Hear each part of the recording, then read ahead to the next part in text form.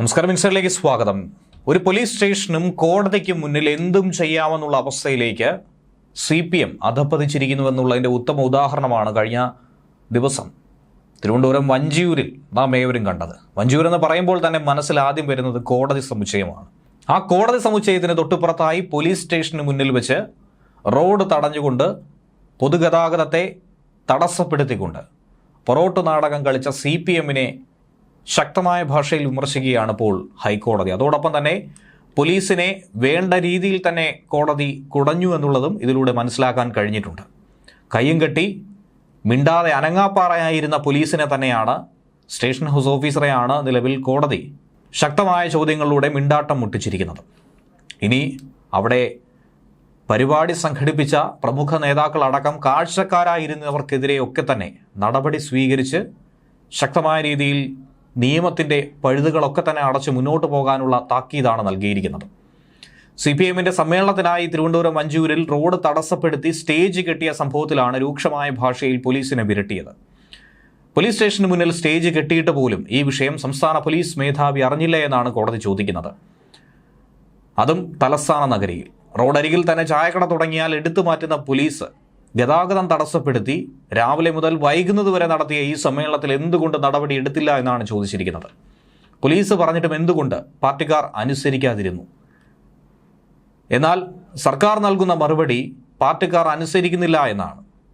സർക്കാരിൻ്റെ പാർട്ടി തന്നെയാണ് അനുസരിക്കാത്തത്. ഭരണകക്ഷി പറഞ്ഞാൽ, ആ ഭരണകക്ഷിയുടെ പോലീസ് പറഞ്ഞാൽ, ആഭ്യന്തരം കൈയാളുന്ന മുഖ്യമന്ത്രിയുടെ പോലീസുകാർ പറഞ്ഞാൽ പാർട്ടി അനുസരിക്കുന്നില്ലേ എന്നുള്ളതാണ് മറുചോദ്യം.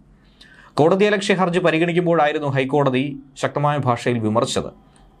ഈ സമ്മേളനത്തിൽ ആരൊക്കെ പങ്കെടുത്തു, ഇതിൽ എന്തൊക്കെ നടപടികളാണ് സ്വീകരിച്ചിരിക്കുന്നത് എന്ന് അന്വേഷിച്ച കോടതി ആർക്കൊക്കെതിരെ കേസെടുത്തുവെന്നും ആരുടെയൊക്കെ വാഹനം പിടിച്ചെടുത്തുവെന്നും വ്യക്തമാക്കാനായി ആവശ്യപ്പെട്ടു പോലീസിനോട്. ഏതൊക്കെ വകുപ്പുകൾ പ്രകാരമാണ് FIR നിലവിൽ രജിസ്റ്റർ ചെയ്തിരിക്കുന്നത്, ഇല്ല എങ്കിൽ എന്തുകൊണ്ട് ചെയ്തില്ല? ഈ ചോദ്യങ്ങൾക്കൊക്കെ തന്നെ മറുപടി നൽകേണ്ടത് പോലീസാണ്. വായ മൂടിക്കെട്ടി കോടതിയിൽ നിൽക്കേണ്ട ഒരു സാഹചര്യമാണ് പോലീസിനുണ്ടായത്. വഞ്ചിയൂർ ജംഗ്ഷനിലെ റോഡിൻ്റെ ഒരു വശം പൂർണ്ണമായും, ഒരു റോഡ് സൈഡ് പൂർണ്ണമായും അടച്ചുകൊണ്ടാണ് CPM പാളയം ഏരിയ കമ്മിറ്റി സമ്മേളനം നടത്തിയത്. അതും പാർട്ടി സമ്മേളനം. വഴി തടഞ്ഞു കെട്ടി ഈ പന്തലിൽ സമ്മേളനം ഉദ്ഘാടനം ചെയ്തതാകട്ടെ പാർട്ടി സെക്രട്ടറി MV ഗോവിന്ദനും. ശേഷം പരിപാടി തീർന്നു എന്നുള്ളത് മാത്രമല്ല, അവിടെ ഒരു നാടകം കളിക്കുകയും ചെയ്തു. KPSCയുടെ നിങ്ങൾ എന്നെ കമ്മ്യൂണിസ്റ്റ് ആക്കി എന്ന നാടകമാണ് സമ്മേളന വേദിയിൽ അവസാനമായി നടത്തിയത്. ഏകദേശം 50ഓളം വരുന്ന പോലീസുകാരാണ് രാവിലെ മുതൽ വൈകിട്ട് വരെ അവിടെ ഗതാഗത നിയന്ത്രണത്തിനായി എത്തിച്ചേർന്നിട്ടുണ്ടായിരുന്നത്. പോലീസ് ആവശ്യപ്പെട്ടിട്ട് പോലും പാർട്ടിക്കാർ അനുസരിക്കുന്നില്ല. സംസ്ഥാനത്തെ ക്രമസമാധാന നില, അവസ്ഥ, സാഹചര്യം അതെങ്ങോട്ട് പോകുന്നു എന്നുള്ളതാണ് അതിശയകരമായിട്ടുള്ളത്.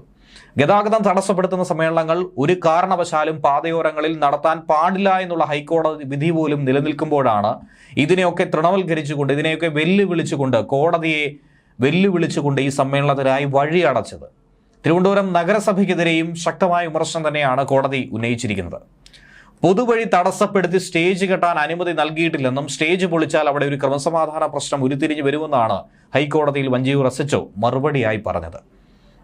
കോടതി കൃത്യമായ ചോദ്യങ്ങൾ തൊട്ടു പിന്നാലെ വഞ്ചിയൂർ CEOയോട് ഉന്നയിച്ചതും വ്യക്തമായി തന്നെ എടുത്തു പറയേണ്ടതാണ്. നിങ്ങൾ എന്തുകൊണ്ട് ഈ സമ്മേളനത്തിൽ പങ്കെടുത്തവരെ കണ്ടെത്തി അവരെ പ്രതി ചേർത്ത് കേസെടുത്തില്ല?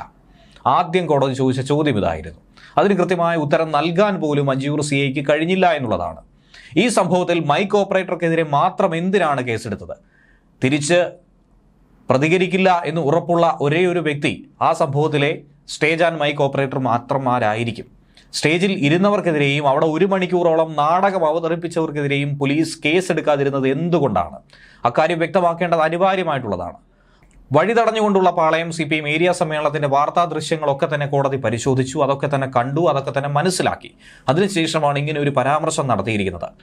ഈ സംഭവത്തിൽ വഞ്ചിയൂർ ഏരിയ കമ്മിറ്റിക്കെതിരെ പോലീസ് സ്വമേധയാ തന്നെ കേസെടുത്തിട്ടുണ്ടായിരുന്നു.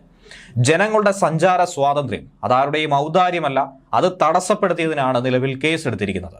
കണ്ടാലറിയാവുന്ന 500 പേർക്കെതിരെ അനധികൃത സംഘം ചേരൽ, ഗതാഗത തടസ്സം, പോലീസിനോട് അപമര്യാദയായി പെരുമാറൽ എന്നിവയ്ക്കൊക്കെ തന്നെ കേസെടുത്തിട്ടുണ്ട്. പക്ഷേ ഹൈക്കോടതി ഇപ്പോൾ കടുത്ത നിലപാട് സ്വീകരിച്ച സാഹചര്യത്തിൽ പ്രതിരോധത്തിലായിരിക്കുന്നത് മറ്റാരുമല്ല, അത് പോലീസ് തന്നെയാണ്. പോലീസിനെ കോടതി എടുത്തു കുടഞ്ഞു എന്ന് തന്നെ വ്യക്തമായി പറയാം. പാളയം CPM ഏരിയ സമ്മേളനത്തിൽ പങ്കെടുത്തവരെക്കുറിച്ച് DGPക്ക് വ്യക്തത ഉണ്ടോ എന്നാണ് കോടതി പിന്നീട് ചോദിച്ചത്. സെക്രട്ടേറിയറ്റിന് മുന്നിലും വഴി തടഞ്ഞ സാഹചര്യം ഉണ്ടായിരുന്നു. തൊട്ടടുത്ത ദിവസമാണ് അത് വാർത്തയായി മാറിയത്. ഇതിലെന്ത് നടപടിയാണ് കോർപ്പറേഷൻ സ്വീകരിച്ചിരിക്കുന്നത്? കുറ്റം ചെയ്തവർക്കെതിരെ ക്രിമിനൽ നടപടി സ്വീകരിക്കണമെന്ന് വാക്കാൽ തന്നെ കോടതി അഭിപ്രായപ്പെട്ടിട്ട് പോലും എന്തുകൊണ്ട് ഇതുവരെയും അതിനോട് അനങ്ങാൻ പോലും സർക്കാർ സംവിധാനങ്ങൾ തയ്യാറാകുന്നില്ല? മുഖ്യമന്ത്രി എന്തുകൊണ്ട് ഇതിനെ ശക്തമായി താക്കീത് ചെയ്യുന്നില്ല? ഈ ചോദ്യം തന്നെയാണ് ഉയർന്നു കേൾക്കുന്നത്. തങ്ങളുടെ പാർട്ടിക്കാരെ എങ്ങനെയാണ് മുഖ്യമന്ത്രിക്ക് വിലക്കാൻ കഴിയുക? ജനറൽ ഹോസ്പിറ്റൽ അടക്കമുള്ള ഒരു വഴിയാണ് ഈ വഞ്ചിയൂർ മേഖല എന്ന് പറയുന്നത്. അതോടൊപ്പം തന്നെ സ്കൂൾ മേഖല മറുഭാഗത്ത് നിൽക്കുന്നുണ്ട്, കോടതി സമുച്ചയമുണ്ട്, പോലീസ് സ്റ്റേഷനുണ്ട്. ഇതൊക്കെ ചൂണ്ടിക്കാട്ടി തന്നെയാണ് കോടതി ഇത് ചോദിച്ചത്. സ്റ്റേജിൽ ആരൊക്കെ ഉണ്ടായിരുന്നു എന്നുള്ളത് കണ്ടെത്തണം. അവർക്കെതിരെ ഒക്കെ തന്നെ എന്ത് നടപടി സ്വീകരിച്ചു എന്നുള്ളത് DGP ആണ് അറിയിക്കേണ്ടത്. ഇതോടെ സ്റ്റേജിൽ ഉണ്ടായിരുന്നവരെ പ്രതി ചേർത്ത് പോലീസ് അടിയന്തരമായി തന്നെ കേസെടുത്ത് മുന്നോട്ട് പോകേണ്ട ഒരു സ്ഥിതിവിശേഷം തന്നെയാണ് ഇപ്പോൾ സംജാതമായിരിക്കുന്നത്. ന്യൂസ് ഡെസ്ക് മലയാളി വാർത്ത ഇൻസൈറ്റ്.